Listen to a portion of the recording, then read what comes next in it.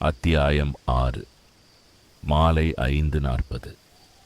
வேளாங்காட்டில் சூரியன் மறைவதற்கு முன் ஒரு விசித்திரமான அமைதி பரவியிருந்தது. கிராம மக்கள் வழக்கத்தை விட சீக்கிரமாகவே வீடுகளுக்குள் சென்று விட்டார்கள். வீடுகளின் கதவுகள் பூட்டப்பட்டன, ஜன்னல் திரைகளும் இழுத்து மூடப்பட்டன. ஆதவனும் சரவணனும் பங்களாவின் முற்றத்தில் நின்று கொண்டிருந்தார்கள். நிலா இன்னமும் வரவில்லை. சரவணன் தன் கைபேசியை பார்த்து கொண்டே இருந்தான். டே, சிக்னல் வந்தால் கூட இந்த ஊர்ல யாருக்கும் ஃபோன் பண்ண முடியவில்லடா. எல்லோருமே பயந்து போய் கதவை மூடிக்கொண்டிருக்கிறார்கள். ஆதவன் கிணற்றை நோக்கி பார்த்தான். பங்களாவிலிருந்து சுமார் 300 மீட்டர் தொலைவில் அடர்ந்த காட்டின் ஓரத்தில் அந்த பழைய கிணறு இருந்தது. அதன் கல் சுவர் உடைந்திருந்தது. மேலே ஒரு பழைய இரும்புச் சங்கிலி தொங்கிக் கொண்டிருந்தது. நேற்று அந்த சிறிய காலடி தடங்கள் அங்கேதான் சென்றிருந்தன. இன்றிரவு அங்கே போக வேண்டும் என்றான் ஆதவன். சரவணன் தலையசைத்தான். போகலாம், ஆனால் நிலா சொன்னது போல 12:13 ஆவதற்கு முன்னதாகவே திரும்பிவிட வேண்டும். அப்போது கிராமத்தின் பக்கத்திலிருந்து ஒரு கூச்சல் கேட்டது. ஒரு பெண்ணின் அலறல் சத்தம். அதைத் தொடர்ந்து ஆண்களின் குரல்கள். யாரோ ஓடி வருவது போல இருந்தது. ஆதவனும் சரவணனும் ஓடிச் சென்று வாயில் அருகே பார்த்தார்கள். தெருவில் சிலர் கூடியிருந்தார்கள். ஒரு வயதான பெண் அழுது கொண்டிருந்தாள். என் மகனை காணவில்லை என்று கதறினாள்.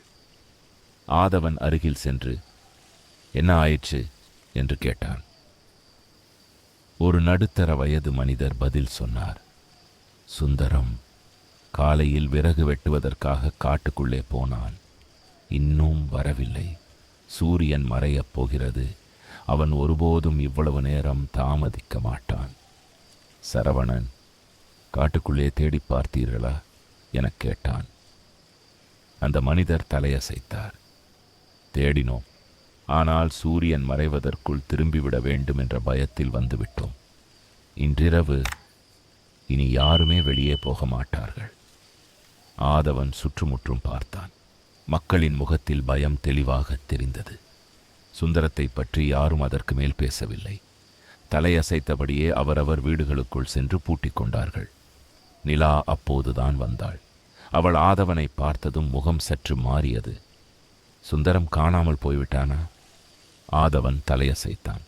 ஆமாம், காட்டுக்குள்ளே. நிலா பெருமூச்சு விட்டாள். இந்த ஆரம்பம். ஒவ்வொரு முறையும் யாராவது காணாமல் போனால் அடுத்தது கிணறுதான். சரவணன் பயத்துடன், என்ன சொல்றாய் எனக் கேட்டான். நிலா ஆதவனிடம் திரும்பினாள். நாம் இப்போது கிணற்றுக்கு போகக்கூடாது, ஆனால் இன்றிரவு குரல் கேட்கும். சுந்தரத்தின் குரல். ஆதவன் அவள் கையை பிடித்தான். நீ முன்னாடியே தெரிந்து வைத்திருக்கிறாய். சொல், என்ன நடக்கப் போகிறது? நிலா பதில் சொல்லவில்லை. அவள் கண்கள் கிணற்றை நோக்கிச் சென்றன. காத்திரு, 12:13 ஆனதும் தெரியும். இரவு 11:30. மூவரும் பங்களாவின் ஜன்னல் அருகே உட்கார்ந்திருந்தார்கள். வெளியே அடர்ந்த இருள். மலைக்காற்று மரங்களை அசைத்து ஓலமிட்டது. நாய்கள் குரைக்கவில்லை. பறவைகளின் சத்தமும் இல்லை. சரவணன் கிசுகிசுத்தான். டேய், எனக்கு பயமாயிருக்குதுடா. இந்த ஊர்ல இப்படி யாராவது காணாமல் போனது முன்னாடி நடந்திருக்கிறதா? நிலா மெதுவாக தலையசைத்தாள். நடந்திருக்கிறது. ஒவ்வொரு சில வருஷத்துக்கும் ஒருத்தர். எல்லோருமே காட்டுக்குள்ளே போவார்கள், திரும்பி வரமாட்டார்கள். அப்புறம் கிணற்றிலிருந்து குரல் கேட்கும். ஆதவன் கேட்டான், அந்த குரல் என்ன சொல்லும்? நிலா அவனை பார்த்தாள். உதவி கேட்கும். தன்னை மேலே தூக்கிவிடுமாறு கெஞ்சும். ஆனால் போகக்கூடாது. போனவர்கள் யாருமே திரும்பி வந்ததில்லை. கடிகாரம் 12 மணி ஆனது.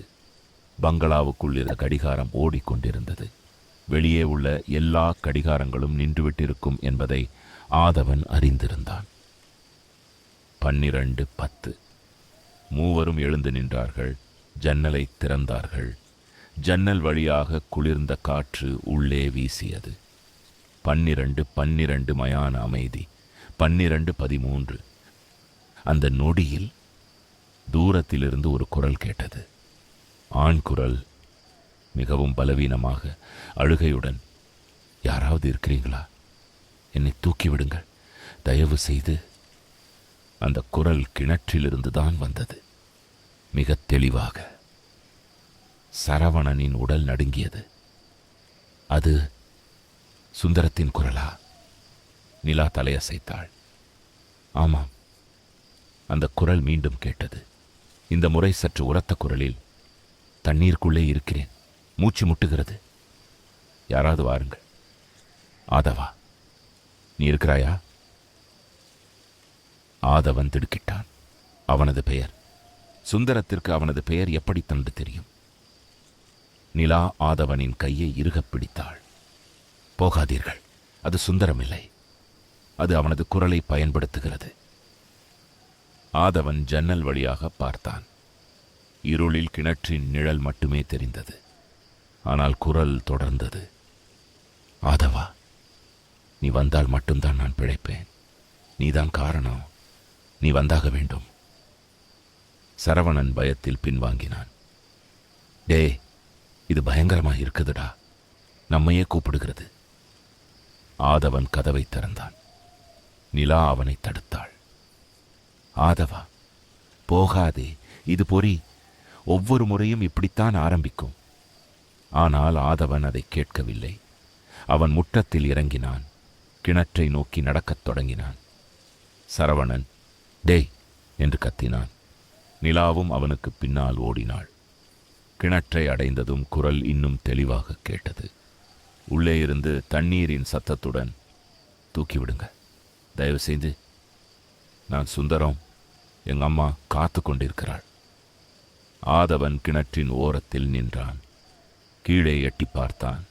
அடர்ந்த இருள், தண்ணீர் தெரியவில்லை. ஆனால் உள்ளே ஏதோ அசைவது போல தோன்றியது. நிலா அவன் கையை பிடித்தாள்.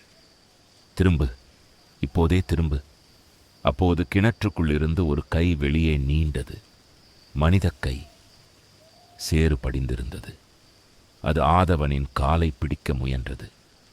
ஆதவன் பயத்தில் அலறி பின்னோக்கி விழுந்தான். சரவணன் ஓடி வந்து அவனை தூக்கினான். ஓடடா! மூவரும் பங்களாவை நோக்கி ஓடினார்கள். பின்னால் குரல் மாறியது. சுந்தரத்தின் குரல் அல்ல, அது மாயாவின் குரல். நீ ஓடாதே ஆதவா, இந்த முறை நீ தப்ப முடியாது. கிணறு உனக்காக காத்து கொண்டிருக்கிறது.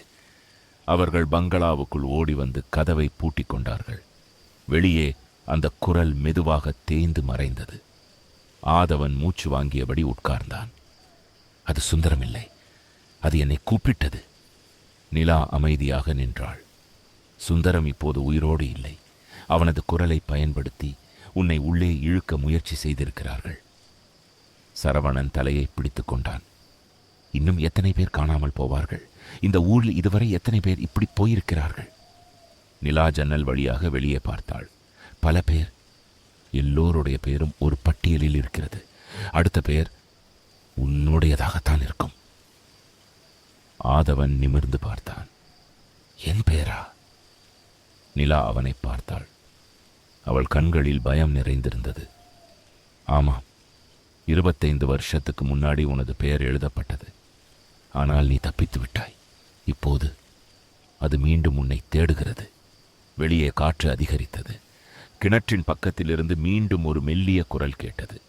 இந்த முறை பல குரல்கள், ஆண் பெண் குழந்தை என எல்லாம் கலந்த கூச்சல். ஆதவா, வா! ஆதவன் காதுகளை இறுக மூடிக்கொண்டான். ஆனால் குரல்கள் அவன் மனதுக்குள்ளேயே ஒலித்தன. சரவணன் நிலாவிடம் கேட்டான், இதை நிறுத்த என்ன செய்ய வேண்டும்? நிலா பதில் சொல்லவில்லை. அவள் ஆதவனின் கையில் இருந்த அந்த பழைய புகைப்படத்தை பார்த்தாள். சிறிய ஆதவன், மாயா மற்றும் தான் இருக்கும் புகைப்படம். முதலில் உனது நினைவுகள் திரும்ப வேண்டும். அதற்கு முன்னால் இந்த கிணறு இன்னும் பல குரல்களை கொண்டு வரும். கடிகாரம் 12:40 காட்டியது.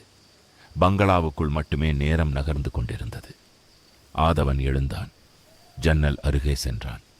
இருளில் கிணறு தெரிந்தது. அதன் மீது ஒரு வெள்ளை உருவம் நின்று கொண்டிருந்தது. மாயா! அவள் ஆதவனை பார்த்து சிரித்தாள். பின்னர் கிணற்றுக்குள் இறங்கி மறைந்தாள். ஆதவனின் முகம் வெளுத்து போனது. சுந்தரம் காணாமல் போயிருக்கிறான். அவனது குரல் கிணற்றிலிருந்து கேட்டது. ஆனால் உண்மையில் கிணறு ஆதவனையே கூப்பிடுகிறது. அடுத்தது யாருடைய குரல் கேட்கப் போகிறது? மேலும் ஆதவனின் பெயர் அந்த பட்டியலில் இருந்தால் அவன் எப்போது காணாமல் போவான்?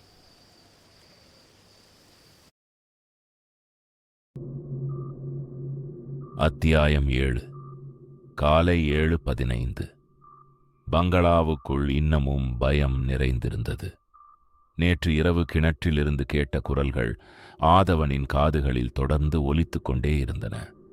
சுந்தரத்தின் குரல், மாயாவின் குரல், மேலும் பல குரல்கள் ஒன்றோடொன்று கலந்திருந்த அந்த விசித்திரமான சத்தம். சரவணன் ஒரு மூலையில் உட்கார்ந்து தன் கேமராவை பார்த்து கொண்டிருந்தான்.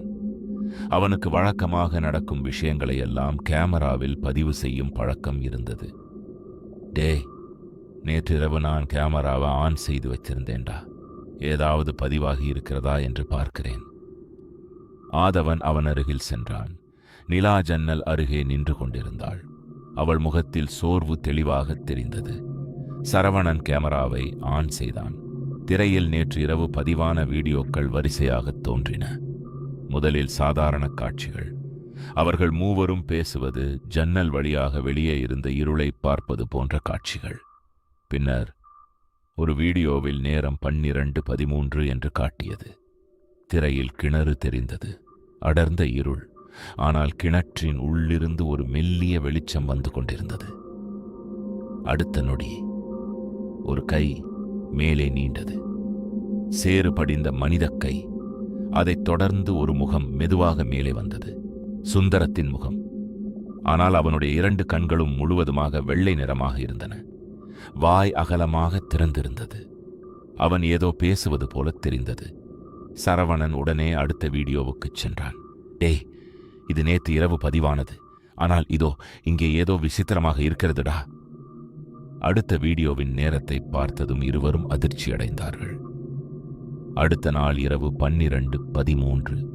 ஆதவன் திடுக்கிட்டான். நாளைக்குரிய தேதி இதில் எப்படி வந்திருக்கிறது? சரவணன் தலையசைத்தான். எனக்கு தெரியலடா, கேமரா தானாகவே இந்த வீடியோவை உருவாக்கி இருக்கிறது. அவர்கள் அந்த வீடியோவை இயக்கினார்கள். திரையில் பங்களாவின் முற்றம் தெரிந்தது. அடர்ந்த இருள். சில நொடிகளுக்குப் பிறகு ஒரு மனிதர் ஓடி வருவது தெரிந்தது. அவர் சுந்தரம் இல்லை, வேறொரு கிராமத்து மனிதர். அவர் பயத்தில் அலறிக்கொண்டே கிணற்றை நோக்கி ஓடினார். அவருக்கு பின்னால் ஒரு வெள்ளை உருவம் வேகமாக வந்து கொண்டிருந்தது. மாயா, அந்த வெள்ளை உருவம் அந்த மனிதரை பிடித்தது. அடுத்த நொடியில் அவரை கிணற்றுக்குள் தள்ளியது. ஒரு பயங்கரமான அலறல். அதைத் தொடர்ந்து தண்ணீர் சிதறும் பலத்த சத்தம். பின்னர் மயான அமைதி. வீடியோ முடிந்தது. கேமராவின் திரையில் கடைசியாக ஒரு வரி தோன்றியது. நாளை இரவு 12:13. அடுத்தவன். சரவணன் கேமராவை கீழே வைத்தான். டே, இது என்னடா இது? நாளைக்கு நடக்கப் போகிற மரணத்தை இப்போதே காட்டுகிறதா? நிலா அந்த வீடியோவை பார்த்து கொண்டிருந்தாள். அவள் முகம் வெளுத்து போயிருந்தது. இது முதல் முறை இல்லை. இந்த ஊரில் சிலருக்கு மரணம் நடப்பதற்கு முன்பே அதன் காட்சி தெரியும். மரணம் வருவதற்கு முன்னால் அது தன்னை காட்டிக்கொள்ளும். ஆதவன் அவளை பார்த்தான்.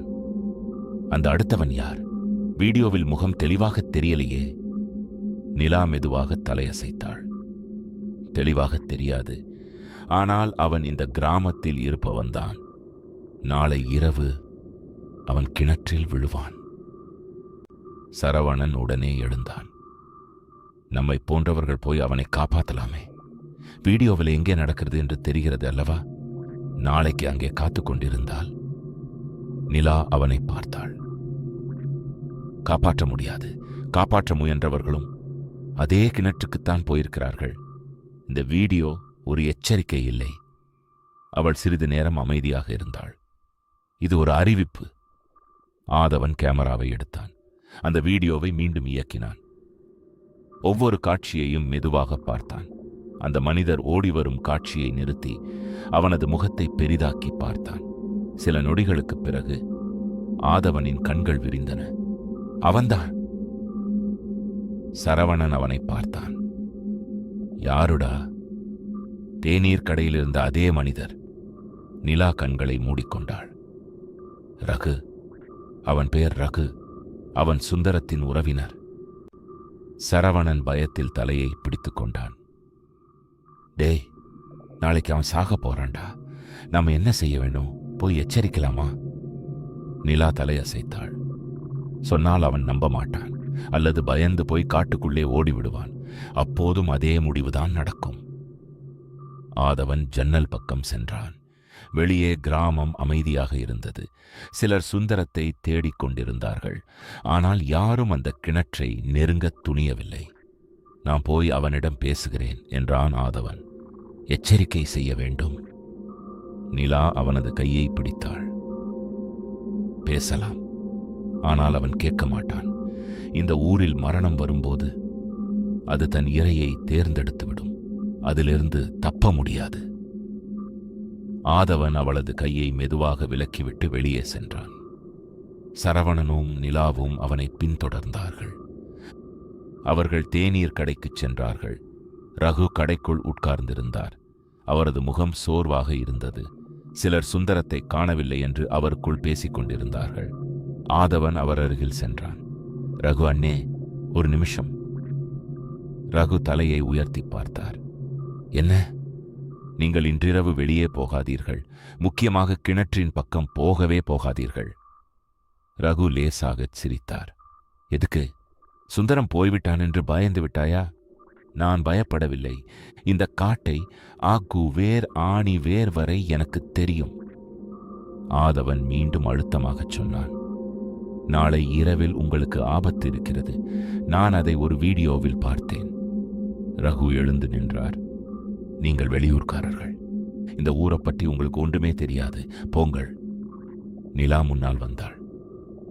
ரகு, சொல்வதை கேள். இந்த முறை உண்மை. நீ காட்டுக்குள்ளே போகாதே. ரகு அவளை பார்த்தார். அவரது முகத்தில் திடீரென ஏதோ மாற்றம் ஏற்பட்டது. நீயும் இதையே சொல்கிறாயா? உன்னுடைய குடும்பம் இந்த ஊரில் எத்தனை தடவை பொய் சொல்லியிருக்கிறது தெரியுமா? நிலா அமைதியாக இருந்தாள். ரகு திரும்பி தன் கடைக்குள் சென்று விட்டார். திரும்பி வரும் வழியில் சரவணன் கேட்டான், இப்போது என்ன செய்வது? அவன் கேட்கவில்லையே. நாளைக்கு என்ன ஆகும்? நிலா மெதுவாக பதிலளித்தாள். நாளை இரவில் வீடியோவில் பார்த்ததே நடக்கும். நாம் பார்த்து கொண்டிருப்போம். ஆனால் எதையும் தடுக்க முடியாது. அடுத்த நாள் இரவு 11:50. மூவரும் பங்களாவின் மேல் மாடி ஜன்னல் அருகே நின்று கொண்டிருந்தார்கள். கேமரா ஆன் செய்யப்பட்டிருந்தது. கிணறு தெளிவாக தெரிந்தது. 12 மணி. அடர்ந்த அமைதி. 12:10. தூரத்தில் ஒருவர் ஓடி வருவது தெரிந்தது. ரகு. அவர் பயத்தில் அலறிக்கொண்டே கிணற்றை நோக்கி ஓடி வந்து கொண்டிருந்தார். அவருக்கு பின்னால் ஒரு வெள்ளை உருவம். மாயா. ஆதவன் கதவை திறந்து வெளியே ஓட முயன்றான். நிலா அவனை பிடித்து தடுத்தாள். போகாதே, போனால் நீயும் செத்து போவாய். ஆனால் ஆதவன் அவளை விலக்க முயன்றான். கீழே ரகு கிணற்றை அடைந்து விட்டார். அடுத்த நொடியில் அந்த வெள்ளை உருவம் அவரை பிடித்தது. ரகு அலறினார். அந்த உருவம் அவரை கிணற்றுக்குள் தள்ளியது. பயங்கரமான அலறல் சத்தம். அதைத் தொடர்ந்து தண்ணீர் சிதறும் பலத்த சத்தம். பின்னர் மயான அமைதி. சரவணனின் உடல் நடுங்கியது. அவன் கேமராவை பார்த்தான். திரையில் இருந்த வீடியோவும் இப்போது நடந்த சம்பவமும் ஒன்றாகவே இருந்தன. ஒரு காட்சி கூட மாறவில்லை. டே, இது உண்மைடா. மரணத்தை முன்னாடியே காட்டிவிட்டது. ஆதவன் ஜன்னல் வழியாக வெளியே பார்த்து கொண்டிருந்தான். கிணற்றின் மீது மாயா நின்று கொண்டிருந்தாள். அவள் நேராக ஆதவனை பார்த்தாள். அவளது உதடுகளில் ஒரு மெல்லிய புன்னகை தோன்றியது. அடுத்த நொடியில் அவளது உருவம் காற்றில் கரைந்து மறைந்தது. நிலா ஆதவனின் தோளில் கை வைத்தாள். இது ஆரம்பம்தான். அடுத்த வீடியோவில் யாருடைய மரணம் வருமோ தெரியாது. ஆதவன் கேமராவை எடுத்து பார்த்தான். அவனது முகம் திடீரென மாறியது. கேமராவில் ஒரு புதிய வீடியோ தானாகவே உருவாகியிருந்தது. நேரம் டாஷ். அடுத்த நாள் இரவு 12:13. ஆதவன் வீடியோவை இயக்கினான். திரையில் ஒரு முகம் தோன்றியது. இந்த முறை முகம் மிகவும் தெளிவாக இருந்தது. அது சரவணனின் முகம். சரவணன் கேமராவை பார்த்தபடி உறைந்து போனான். ஆதவனின் கண்கள் அதிர்ச்சியில் விரிந்தன. நிலாவின் முகம் வெளுத்து போனது. வீடியோவின் கடைசியில் ஒரு வரி தோன்றியது. அடுத்தது நீ, சரவணன். மூவரும் சில நொடிகள் எதுவும் பேசவில்லை. வெளியே காற்று பலமாக வீசியது. தூரத்தில் இருந்த கிணற்றிலிருந்து மீண்டும் ஒரு மெல்லிய குரல் கேட்டது. சரவணா. சரவணன் மெதுவாக திரும்பி பார்த்தான். ஆதவன் அவனது தோளை பிடித்தான். நிலா ஜன்னலை நோக்கி பார்த்தாள். கிணற்றின் அருகில் ஒரு வெள்ளை உருவம் நின்று கொண்டிருந்தது. இந்த முறை அது ஆதவனை பார்க்கவில்லை. அது சரவணனை மட்டுமே பார்த்து கொண்டிருந்தது.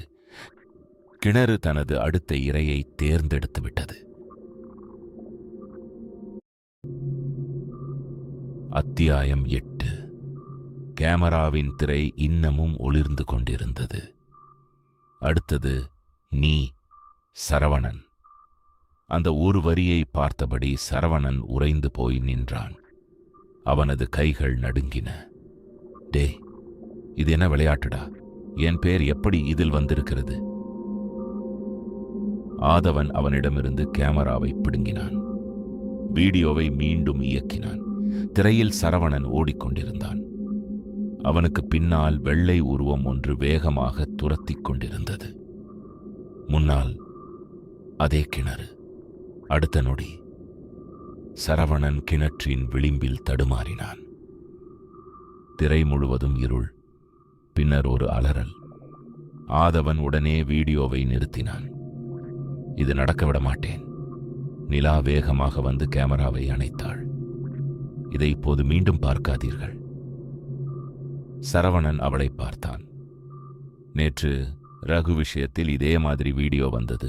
அதே போல நடந்தது. இப்போ என்னை பற்றியும் வந்திருக்கிறது. அப்புறம் எப்படி இதை நம்ப வேண்டாம் என்று சொல்ற? நிலா சில நொடிகள் அமைதியாக இருந்தாள். ரகு விஷயம் நடந்தது உண்மை. ஆனால் எல்லா வீடியோக்களும் அப்படியே நடக்க வேண்டும் என்ற அவசியம் இல்லை. அப்படியென்னால் இந்த வீடியோ என்ன? நிலா பதில் சொல்லவில்லை. ஆதவன் சரவணனின் தோளில் கை வைத்தான். என்ன நடந்தாலும் உன்னை நான் காப்பாற்றுவேன். சரவணன் அவனை பார்த்தான். நீ காப்பாத்துவேன்னு சொல்றது நல்லாத்தான் இருக்கு. ஆனா அந்த வீடியோவில் நான் மட்டும் இல்லை, அந்த வெள்ளை உருவமும் இருந்துச்சே. ஆதவன் அமைதியாகிவிட்டான். அந்த உருவம் யார் என்பது அவனுக்கு தெரியும். மாயா. மறுநாள் காலை விடியற்காலையின் வெளிச்சம் பங்களாவின் ஜன்னல் வழியாக உள்ளே வந்தது. ஆனால் அந்த வீட்டுக்குள் இரவு விட்டு சென்ற பயம் இன்னும் இருந்தது. சரவணன் அன்று முழுவதும் பங்களாவை விட்டு வெளியே செல்லவில்லை. ஆதவனும் அவனுடனேயே இருந்தான்.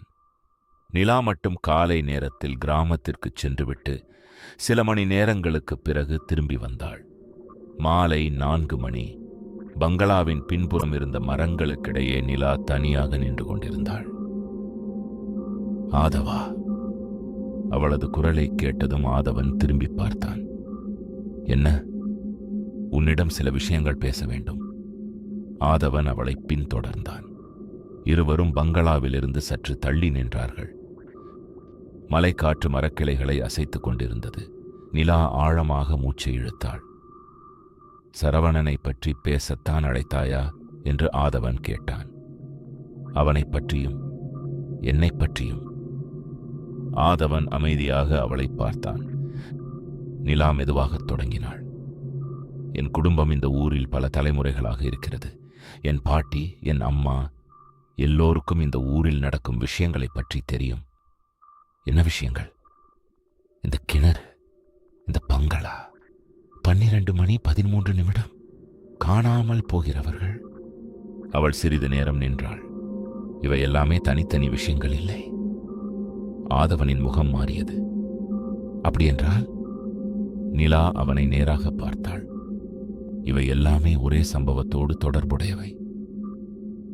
25 வருடங்களுக்கு முன்பு நடந்த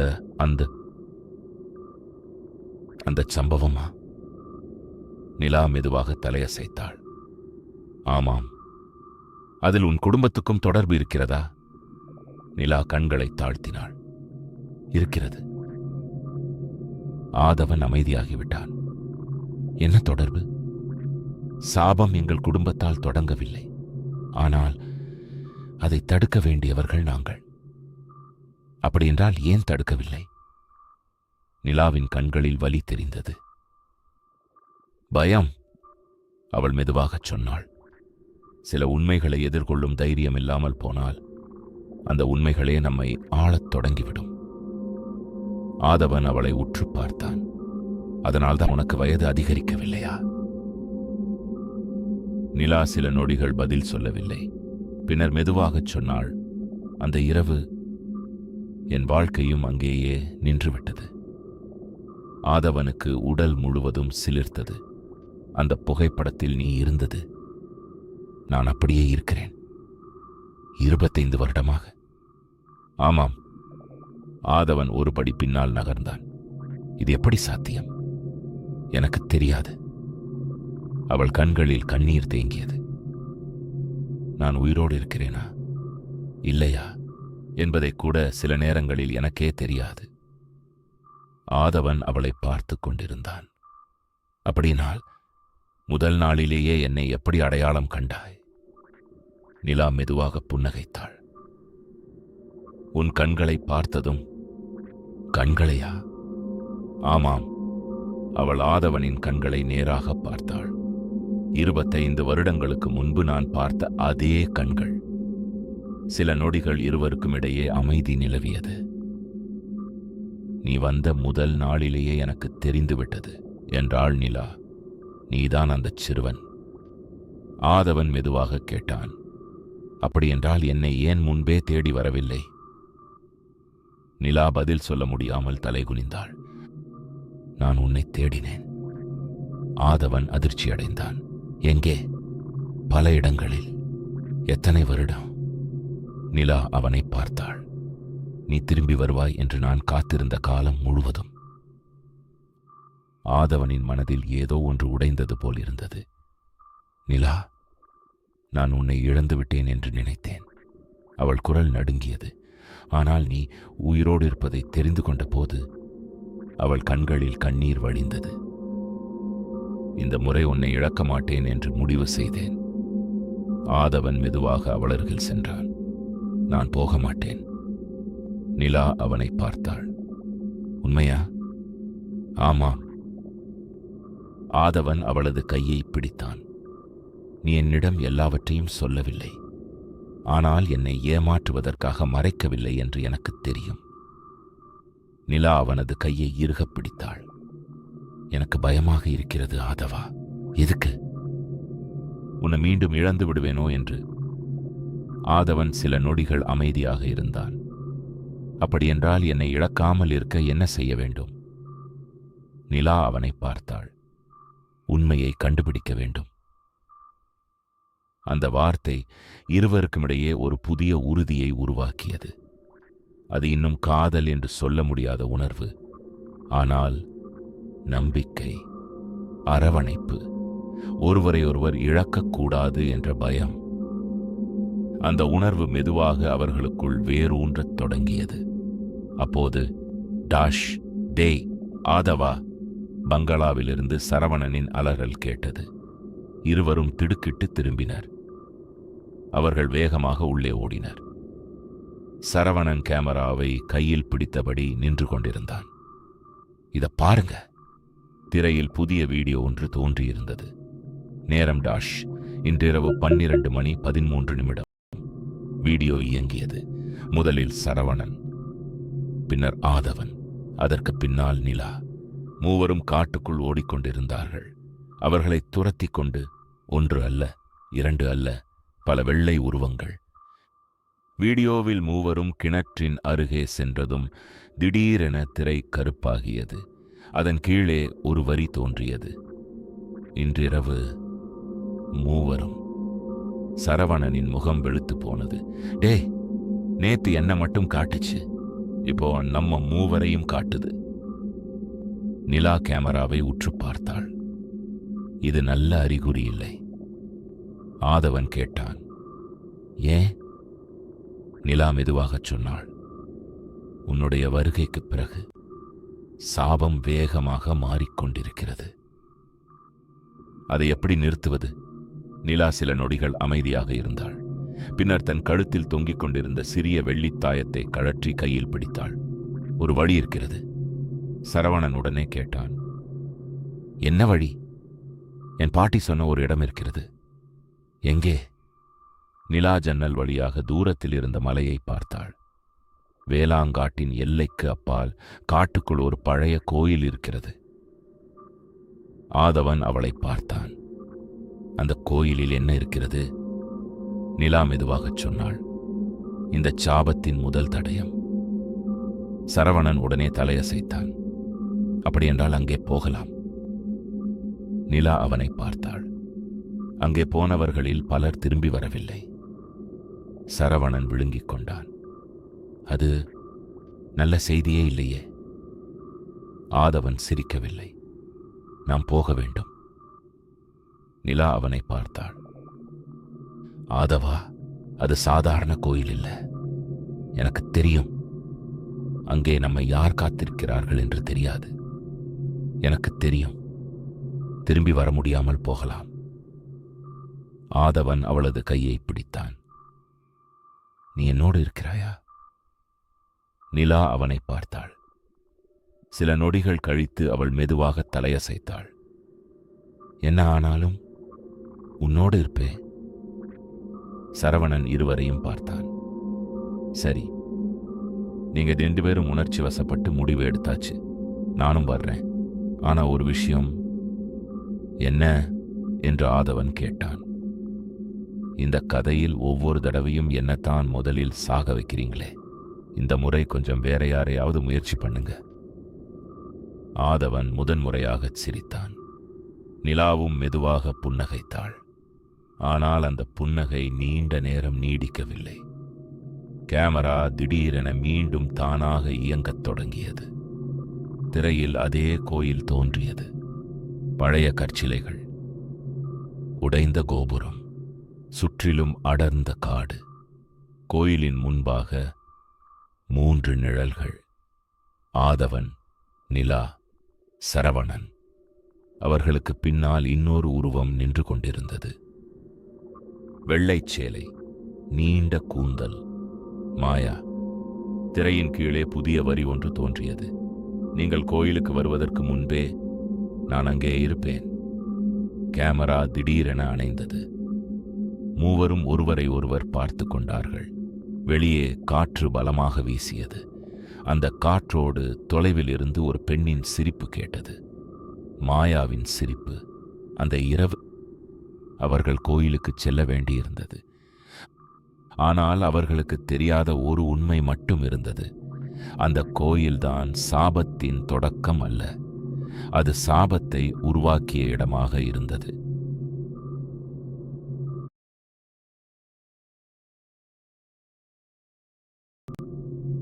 அத்தியாயம் 9.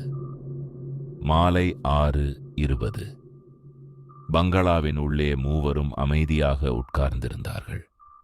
கேமரா மேசையின் மீது வைக்கப்பட்டிருந்தது. அதன் திரை அணைக்கப்பட்டிருந்தாலும் அதில் தோன்றி மறைந்த அந்த வரிகள் இன்னும் அவர்களின் மனதில் சுழன்று கொண்டிருந்தன. இன்றிரவு மூவரும். சரவணன் கைகளை தேய்த்து கொண்டே இருந்தான். டேய், நான் இன்னும் இதை நம்பலடா. எப்படி ஒரு கேமரா நாளைக்கு நடக்கப் போறதை முன்கூட்டியே காட்டும்? இது அறிவியல் இல்லை, இந்த ஊரின் மந்திரவாதம். ஆதவன் பதில் சொல்லவில்லை. அவன் நிலாவையே பார்த்து கொண்டிருந்தான். நிலா ஜன்னல் அருகே நின்று வெளியே தெரிந்த அடர்ந்த காட்டை பார்த்து கொண்டிருந்தாள். அவளது முகம் அமைதியாக தெரிந்தாலும் கண்களில் பதற்றம் தெளிவாக தெரிந்தது. கோயிலுக்கு போகிற விஷயம் இன்னும் அப்படியே இருக்கிறதா என்று ஆதவன் கேட்டான். நிலா திரும்பினாள். போக வேண்டும். ஆனால் சூரியன் முழுமையாக மறைவதற்கு முன்னால் புறப்பட வேண்டும். இருட்டானதும் அந்த பாதையில் செல்வது மிகவும் ஆபத்தானது. சரவணன் எழுந்தான். நானும் வருகிறேன். தனியாக இங்கே இருக்க முடியாதுடா. இந்த வீட்டுக்குள் இருக்கும்போதே பயமாக இருக்கிறது. மூவரும் புறப்பட தயாரானார்கள். ஆதவன் ஒரு டார்ச் விளக்கை எடுத்துக்கொண்டான். சரவணன் கேமராவை எடுத்துக்கொண்டான். நிலா எதையும் எடுத்துக்கொள்ளவில்லை. வெறும் கையோடு அவர்களுடன் நடந்தாள். பங்களாவை விட்டு வெளியே வந்தார்கள். கிராமம் ஏற்கனவே அடர்ந்த அமைதியில் மூழ்கியிருந்தது. சில வீடுகளில் மெழுகுவர்த்தியின் வெளிச்சம் மட்டுமே தெரிந்தது. தெருவில் யாருமே இல்லை. நிலா முன்னால் நடந்தாள். காட்டுக்குள்ளே போக வேண்டும். கோயில் அங்கேதான் இருக்கிறது. சுமார் 20 நிமிட நடைப்பயணம். சாலை மெல்ல மெல்ல குறுகி மறைந்தது. மரங்கள் அடர்ந்தன. கீழே உதிர்ந்து கிடந்த இலைகள் அவர்களின் காலடியில் சருசருவென சத்தமிட்டன. காற்று குளிர்ச்சியாக வீசியது. அதில் ஒரு விசித்திரமான வாசனை கலந்திருந்தது. ஈரமான மண், பழைய மரம், அதனுடன் சற்று எரிந்த வாசனையும். சரவணன் பின்னால் நடந்து கொண்டே கேட்டான், டேய், இந்த காட்டுக்குள் எப்போதாவது யாராவது தொலைந்து போயிருக்கிறார்களாடா? நிலா பதில் சொல்லவில்லை. அவள் வேகமாக முன்னால் நடந்து கொண்டிருந்தாள். சுமார் 15 நிமிடங்களுக்குப் பிறகு ஒரு பழைய கற்பாதை தெரிந்தது. அந்த பாதை பல இடங்களில் உடைந்திருந்தது. காட்டுச் செடிகள் அதை மூடியிருந்தன. அதன் முடிவில் ஒரு சிறிய கல் கோயில் நின்று கொண்டிருந்தது. கோபுரம் இல்லாத அந்த கோயிலின் சுவர்கள் பல இடங்களில் உடைந்திருந்தன. அதன் உள்ளே அடர்ந்த இருள் சூழ்ந்திருந்தது. ஆதவன் நெருங்கினான். இதுதானா? நிலா தலையசைத்தாள். ஆமாம், இங்கேதான் சாபம் தொடங்கியது என்று சொல்வார்கள். உள்ளே போகலாம், ஆனால் அதிக நேரம் இருக்கக்கூடாது. மூவரும் கோயிலுக்குள் சென்றார்கள். உள்ளே காற்று இன்னும் குளிர்ச்சியாக இருந்தது. சுவர்களில் பழைய சிற்பங்கள் இருந்தன. அவற்றில் பெரும்பாலானவை உடைந்திருந்தன. நடுவில் ஒரு சிறிய கற்பீடம் இருந்தது. அதன் மீது சிவப்பு நிறத்தில் சில அடையாளங்கள் காணப்பட்டன. பார்ப்பதற்கு பழைய இரத்தக்கரைகளைப் போல் இருந்தன. ஆதவன் அந்த பீடத்தை தொட்டான். அது பனி போல குளிர்ச்சியாக இருந்தது. இது என்ன? நிலா பதில் சொல்லவில்லை. அவள் சுவர்களையே கவனமாக பார்த்து கொண்டிருந்தாள். திடீரென அவள் அப்படியே நின்றாள். யாரோ வருகிறார்கள். ஆதவனும் சரவணனும் உடனே திரும்பி பார்த்தார்கள். கோயில் வாசலில் ஒரு நிழல் தெரிந்தது. உயரமான உருவம். அதன் கையில் ஏதோ நீண்ட ஆயுதம் இருந்தது. வில்லும் அம்பும் போல தோன்றியது. சரவணன் பயத்தில் ஒரு அடி பின்வாங்கினான். டேய், யார் இது? அந்த நிழல் மெதுவாக கோயிலுக்குள் நுழைந்தது. அவர் ஒரு மனிதர். வயது சுமார் 40 இருக்கும். அடர்ந்த தாடி, கரடுமுரடான முகம். கையில் நீண்ட கத்தியை போன்ற ஒரு ஆயுதம் இருந்தது. அவர் ஆதவனை நேராக பார்த்தார். நீதானா ஆதவன் என்றார். அவரது குரலில் கடுமை நிறைந்திருந்தது. ஆதவன் முன்னால் வந்து நின்றான். நான் தான். நீ யார்? அந்த மனிதர் மெதுவாக அவனை நோக்கி வந்தார். நான் உன்னை தேடித்தான் வந்தேன். இந்த ஊர்ல நீ இருக்கக்கூடாது. நீ இங்கே இருந்தா எல்லாமே அழியும். சரவணன் கத்தினான். நீ யாருடா? எங்களை விட்டுட்டு போ. அந்த மனிதர் சரவணனை பார்க்கவே இல்லை. அவரது பார்வை முழுவதும் ஆதவனின் மீதே இருந்தது. நான் உன்னை கொல்ல வரவில்லை. ஆனால் நீ உயிரோடு இருந்தால் அது உன்னை எடுத்துக்கொள்ளும். அப்போது இந்த ஊரே அழியும். ஆதவன் ஓரடி முன்னால் சென்றான். நீ என்ன பேசுகிறாய்? யார் அது? அந்த மனிதர் ஆயுதத்தை உயர்த்தினார். அந்த பேயை பற்றி பேசாதே. நீதான் அதை வரவழைத்து விட்டாய். இப்போது நீ உயிரோடு இருக்கக்கூடாது. அவர் திடீரென ஆதவனை நோக்கி பாய்ந்தார். நிலா வேகமாக ஆதவனுக்கும் அந்த மனிதருக்கும் இடையே வந்து நின்றாள். நிறுத்து. இவன் நீ நினைக்கிற மாதிரி எதுவும் இல்லை. அந்த மனிதர் நிலாவை பார்த்தார். அவரது கண்கள் சுருங்கின. நீ நீ இன்னும் இருக்கிறாயா? உன் குடும்பம்தான் இந்த சாபத்தை வளர்த்தது. இப்போது இவனை காப்பாற்ற வந்திருக்கிறாயா? நிலா குரலை உயர்த்தினாள். நான் அவனை காப்பாற்றத்தான் வந்தேன். நீயும் அதைத்தான் செய்ய வந்திருக்கிறாய். ஆனால் கொலை செய்யாதே. அந்த மனிதர் சிரித்தார். அந்த சிரிப்பில் கோபம் தெரிந்தது. காப்பாற்ற வேண்டுமென்றால் இவனை இங்கிருந்து வெளியே அனுப்ப வேண்டும். இல்லையென்னால் நான் இவனை முடித்து விடுவேன். அவர் மீண்டும் ஆயுதத்துடன் ஆதவனை நோக்கி நகர்ந்தார். ஆதவன் பின்னோக்கி நகர்ந்தான். சரவணன் அருகில் இருந்த ஒரு கல்லை எடுத்து எறிய முயன்றான். ஆனால் அந்த மனிதர் அவனை விட வேகமாக நகர்ந்தார். திடீரென கோயிலுக்குள் காற்று பலமாக வீசியது. சுவர்களின் இடுக்குகளிலிருந்து ஒரு மெல்லிய அலறல் சத்தம் கேட்டது. அந்த மனிதர் அப்படியே நின்றார். அவரது முகம் மாறியது. அது வந்துவிட்டது. அடுத்த நொடி ஒரு வெள்ளை உருவம் கோயில் வாசலில் தோன்றியது. மாயா. அவள் அந்த மனிதரை நேராக பார்த்தாள். பின்னர் ஒரு குரல் கோயில் முழுவதும் ஒலித்தது. இவனைத் தொடாதே. அந்த மனிதர் ஆயுதத்தை மீண்டும் உயர்த்தினார். நீதான் காரணம். நீ இவனை விடவே இல்லை. மாயா சிரித்தாள். அந்த சிரிப்பொலி கோயில் முழுவதும் எதிரொலித்தது. அந்த மனிதர் பயத்தில் பின்வாங்கினார். அவரது கையில் இருந்த ஆயுதம் நழுவி கீழே விழுந்தது. ஆதவன் அந்த சந்தர்ப்பத்தை பயன்படுத்திக் கொண்டான். நீ யார்? என்னை ஏன் கொல்ல வந்தாய்? அந்த மனிதர் மூச்சு வாங்கியபடி பதில் சொன்னார். நான் வேட்டையன். இந்த காட்டில் பல வருஷமாக இருக்கிறேன். பேய்களை வேட்டையாடுகிறேன். ஆனால் இந்த பேய் உன்னை விடவே இல்லை. அவர் மாயாவை நோக்கி பார்த்தார். நீ இருக்கும் வரைக்கும் இது வளர்ந்து கொண்டே இருக்கும். அதனால் உன்னை அழிக்க வேண்டும் என்று நினைத்தேன். ஆனால் அவர் மாயாவை உற்று பார்த்தார். இது உன்னை காப்பாற்றுகிறது. இதை நான் எதிர்பார்க்கவில்லை. மாயாவின் உருவம் மெதுவாக அவர்களை நோக்கி நகர்ந்தது. இவன் என்னுடையவன். நீ தொட்டால் நீயும் கிணற்றுக்குள் போவாய். அந்த மனிதர் சில நொடிகள் அமைதியாக இருந்தார். பின்னர் தலையசைத்தார். நான் போகிறேன். ஆனால் ஒன்று சொல்கிறேன் ஆதவா, நீ இந்த ஊரில் இருக்கும் வரை மரணம் நிற்காது. உன் நண்பன் இன்றிரவு ஆபத்தில் இருக்கிறான். நீயும் இந்த பொண்ணும் ஆபத்தில் இருக்கிறீர்கள். அவர் மீண்டும் ஆதவனை பார்த்தார். நான் உன்னை கொல்ல வந்தது உன்னை காப்பாற்றத்தான். ஏனென்றால் நீ செத்துவிட்டால் இந்த பேய் அடங்கிவிடும். ஆதவன் முன்னால் சென்றான். நீ நினைக்கிற மாதிரி இல்லை. மாயா என்னை கொல்லவில்லை. அவள் என்னை தேடுகிறாள். அந்த மனிதர் கேலியாக சிரித்தார். தேடுகிறாள். ஆனால் எதற்காக என்று உனக்கு தெரியுமா? அவள் உன்னை விழுங்கத் தேடுகிறாள். உன் உயிரை எடுத்தால்தான் அவள் முழுமை பெற முடியும். மாயாவின் உருவம் கோபமாக மாறியது. காற்று இன்னும் பலமாக வீசியது. அந்த மனிதர் திரும்பி ஓடினார். கோயில் வாசலை கடந்து காட்டுக்குள் மறைந்தார். ஆதவன் அவரை துரத்த முயன்றான். ஆனால் நிலா அவனை தடுத்தாள். விடு, அவன் திரும்பி வரமாட்டான். ஆனால் அவன் சொன்னதில் ஒரு பகுதி உண்மையாக இருக்கலாம். சரவணன் பயத்துடன் கேட்டான். என்ன உண்மை? மாயா ஆதவனை கொல்ல வந்திருக்கிறாளா?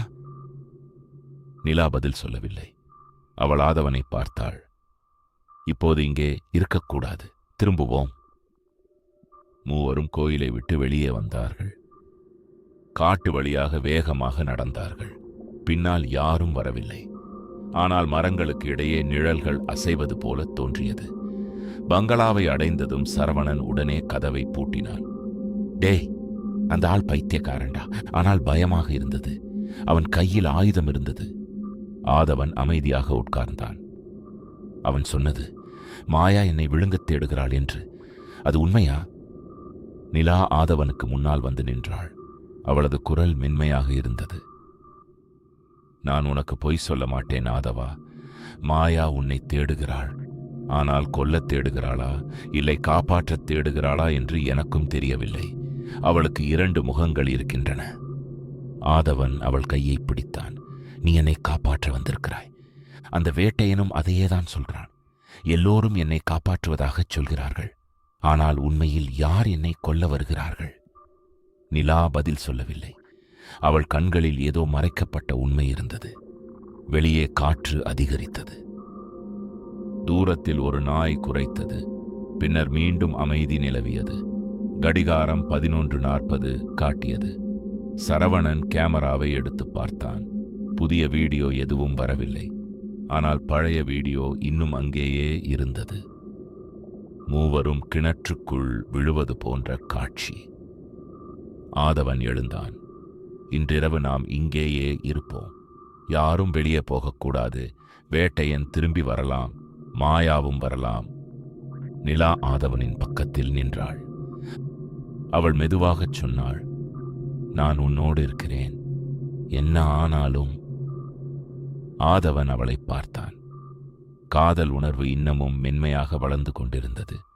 பயங்கரத்தின் நடுவே அவர்கள் இருவருமே ஒருவரை ஒருவர் முழுமையாக நம்பத் தொடங்கியிருந்தார்கள். அப்போது காட்டுக்குள்ளிருந்து ஒரு குரல் கேட்டது. அது அந்த வேட்டையனின் குரல். ஆதவா, நீ உயிரோடு இருக்கும் வரைக்கும் நான் திரும்பி வருவேன். இந்த முறை நான் தவறவிட மாட்டேன். அந்த குரல் மெதுவாக தேய்ந்து மறைந்தது. மூவரும் ஒருவரை ஒருவர் பார்த்து கொண்டார்கள். வேட்டையன் போய்விட்டான். ஆனால் அவன் சொன்ன வார்த்தைகள் அவர்களை விட்டு விலகவில்லை. மாயா காப்பாற்றுகிறாளா, இல்லை விழுங்க பார்க்கிறாளா? வேட்டையன் உண்மையில் நல்லவனா, இல்ல கொலைகாரனா? மேலும் இன்றிரவு 12:13க்கு கேமரா காட்டிய அந்த மரணம் நடக்குமா? பங்களாவின் சுவர்கள் மெதுவாக சத்தமிட்டன. நள்ளிரவு அதிவேகமாக நெருங்கிக் கொண்டிருந்தது.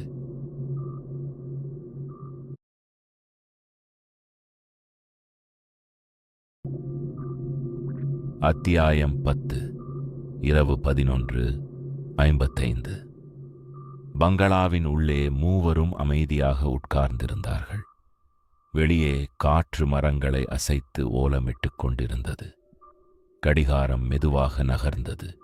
ஒவ்வொரு நிமிடமும் அவர்களுக்கு மிகவும் நீண்டதாக தோன்றியது. சரவணன் கேமராவை மீண்டும் மீண்டும் பார்த்து கொண்டிருந்தான். புதிய வீடியோ எதுவும் வரவில்லை. ஆனால் பழைய வீடியோ இன்னமும் அங்கேதான் இருந்தது. மூவரும் கிணற்றுக்குள் விழுவது போன்ற காட்சி. அந்த படிமம் அவன் மனதில் ஆழமாக ஒட்டிக்கொண்டிருந்தது. 12:13 ஆனதும் என்ன ஆகும் என்று சரவணன் கேட்டான். அவன் குரல் பயத்தில் நடுங்கியது. நிலா பதில் சொல்லவில்லை. அவள் ஆதவனையே பார்த்து கொண்டிருந்தாள். ஆதவன் ஜன்னல் அருகே நின்று அடர்ந்த இருளை பார்த்து கொண்டிருந்தான். அவன் மனதில் வேட்டையன் சொன்ன வார்த்தைகள் சுழன்று கொண்டிருந்தன. நீ செத்துவிட்டா இந்த பேய் அடங்கும். மாயா உன்னை விழுங்கத் தேடுகிறாள். ஆதவன் கண்களை மூடிக்கொண்டான். திறந்தபோது ஜன்னல் கண்ணாடியில் அவன் முகம் தெரிந்தது. ஆனால் பின்னணியில் ஒரு சிறிய பையன் நின்று கொண்டிருந்தான். 7 வயது இருக்கும், வெள்ளை நிறச் சட்டை. அவன் ஆதவனை நேராக பார்த்து சிரித்தான். ஆதவன் திடுக்கிட்டு பின்வாங்கினான். என்னாச்சு என்று நிலா பதற்றத்துடன் கேட்டாள். ஒரு பையன், கண்ணாடியில் தெரிந்தது போல இருந்தது. நான் சிறு வயதில். ஆதவன் முடிப்பதற்குள் மூச்சு வாங்கினான். நிலா வேகமாக ஜன்னலை நெருங்கினாள். வெளியே யாருமே இல்லை. ஆனால் அவள் முகம் மாறியது. மீண்டும் ஆரம்பித்து விட்டது. என்ன ஆரம்பித்து விட்டது என்று ஆதவன் கேட்டான். நிலா அவனை பார்த்தாள். உன் நினைவுகள், அவை மீண்டும் வர ஆரம்பிக்கின்றன. ஆனால் முழுமையாக வராது. துண்டு துண்டாக வரும். அப்போது நீ குழம்பி போவாய். கடிகாரம் 12 மணி ஆனது. பங்களாவுக்குள் இருந்த கடிகாரம் ஓடிக்கொண்டிருந்தது. வெளியே உள்ள எல்லா கடிகாரங்களும் நின்றுவிட்டிருக்கும் என்பது அவர்களுக்கு தெரியும். 12:10. அமைதி அதிகரித்தது. காற்று நின்றுவிட்டது போல் இருந்தது. மரங்களும் அசையவில்லை. 12:13. அந்த நொடியில் ஆதவனின் தலையில் ஒரு கடுமையான வலி ஏற்பட்டது. அவன் மண்டையை பிடித்துக்கொண்டு கீழே உட்கார்ந்தான். அவன் கண்களுக்கு முன்னால் பல காட்சிகள் அதிவேகமாக ஓடின. ஒரு பழைய வீடு, ஒரு பெண், வெள்ளைச் சேலையில் மாயா, ஒரு சிறிய பையன் தான், இரவு, கொட்டும் மழை, யாரோ அலறும் சத்தம், ஒரு கிணறு, யாரோ அவனை பிடித்து இழுப்பது. பின்னர் அடர்ந்த இருள். ஆதவன் வலியில் அலறினான். நிலா அவனை இறுகப் பிடித்து கொண்டாள். ஆதவா, என்னாயிற்று? ஆதவன் மூச்சு வாங்கியபடி சொன்னான். நான் இங்கே இருந்தேன். சிறு வயதில் மாயாவோடு இருந்தேன். யாரோ என்னை தேடினார்கள். நான் ஓடினேன். சரவணன் பயத்தில் கேட்டான். என்னடா பேசுற? உனக்கு நினைவுகள் திரும்பிவிட்டனவா? ஆதவன் தலையசைத்தான். முழுமையாக இல்லை, துண்டு துண்டாக. ஆனால் நான் இந்த ஊரில் இருந்திருக்கிறேன். 25 வருஷத்துக்கு முன்னால். எனக்கு நினைவே இல்லாமல். நிலா அவன் முகத்தை பிடித்துக் கொண்டாள். ஆமாம், நீ இருந்தாய். ஆனால் உன்னுடைய நினைவுகளை யாரோ அழித்து விட்டார்கள் அல்லது மறைத்து விட்டார்கள். அதனால்தான் உனக்கு ஒன்றும் தெரியவில்லை. ஆதவன் அவளை ஏறிட்டு பார்த்தான். யார் அழித்தார்கள்? எங்க அம்மாவா, எங்க அப்பாவா? நிலா பதில் சொல்லவில்லை. அவள் கண்கள் பார்வையை தவிர்த்தன. அப்போது மேல் மாடியில் இருந்து ஒரு சத்தம் கேட்டது. மரப்பலகை அழுத்தப்பட்டது போன்ற சத்தம். மூவரும் மேலே பார்த்தார்கள். சரவணன் டார்ச் விளக்கை கையில் எடுத்தான். மீண்டும் அந்த அறையா? ஆதவன் எழுந்தான். தலைவலி இன்னும் முழுமையாக மறையவில்லை. ஆனாலும் அவன் படிக்கட்டுகளை நோக்கிச் சென்றான். நிலாவும் சரவணனும் அவனுக்கு பின்னால் வந்தார்கள். மேல் மாடி தாழ்வாரம் இருண்டு கிடந்தது. கடைசி அறை திறந்தே இருந்தது. உள்ளே இருந்து ஒரு மெல்லிய வெளிச்சம் வந்து கொண்டிருந்தது. ஆதவன் உள்ளே நுழைந்தான். அறை சாதாரணமாக தெரிந்தது. ஆனால் சுவரில் ஒரு புதிய வரி எழுதப்பட்டிருந்தது. இந்த முறை கரியால், நீ திரும்பி வந்துவிட்டாய். உன் நினைவுகளும் திரும்பும். ஆனால் எல்லா நினைவுகளும் உனக்கு நல்லதல்ல. ஆதவன் அந்த வரியை பார்த்தான். பின்னர் அறை முழுவதும் சுற்றுமுற்றும் பார்த்தான். ஒரு மூலையில் பழைய பெட்டி ஒன்று இருந்தது. நேற்று இல்லாத பெட்டி. அவன் அதை திறந்தான். உள்ளே பழைய புகைப்படங்கள், நிறைய புகைப்படங்கள். எல்லாமே கருப்பு வெள்ளை புகைப்படங்கள். முதல் புகைப்படம் சிறிய ஆதவன் மாயாவுடன். இரண்டாவது சிறிய ஆதவன் நிலாவுடன். மூன்றாவது சிறிய ஆதவன் ஒரு ஆணின் கையை பிடித்துக்கொண்டு. அந்த ஆணின் முகம் தெளிவாக இல்லை. நான்காவது ஒரு பெரிய கூட்டம், கிராம மக்கள்.